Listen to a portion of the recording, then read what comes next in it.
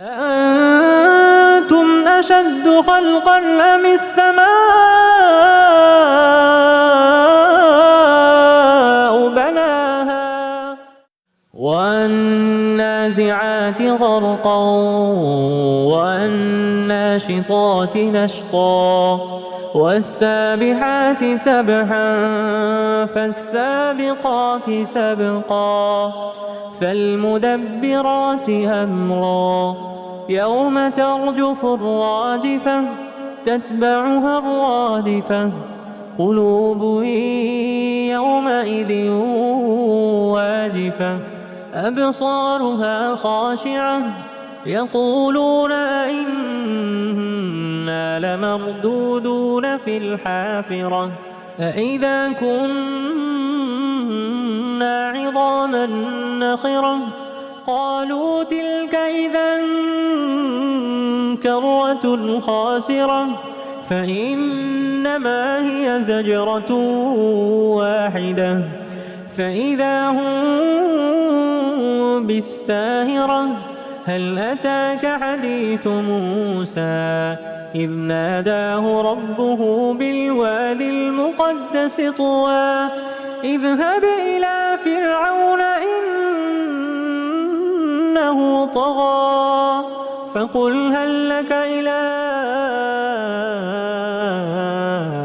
أن تزكى وأهديك إلى ربك فتخشى فأراه الآية الكبرى فكذب وعصى ثم أدبر يسعى فحشر فنادى فقال أنا ربكم الأعلى فأخذه الله نكال الآخرة والأولى إن في ذلك لعبرة لمن يخشى إن في ذلك لعبرة لمن يخشى أأنتم أشد خلقا أم السماء بناها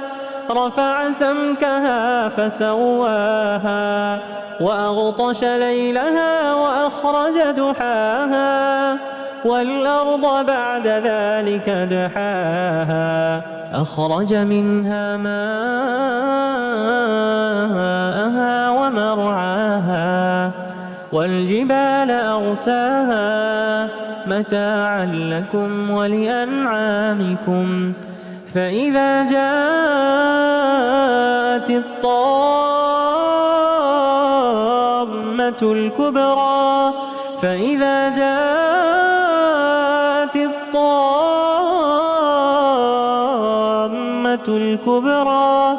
يوم يتذكر الإنسان ما سعى وبرزت الجحيم لمن يرى فأما من طغى وآثر الحياة الدنيا فإن الجحيم هي المأوى وأما من خاف مقام ربه ونهى النفس عن الهوى فإن الجنة هي المأوى يسألونك عن الساعة أيان مرساها فيما أنت من ذكراها إلى ربك منتهاها إنما أنت منذر من يخشاها كأنهم يوم يرونها لم يلبثوا إلا عشية كأنهم يوم يرونها لم يلبثوا إلا عشية أو ضحاها.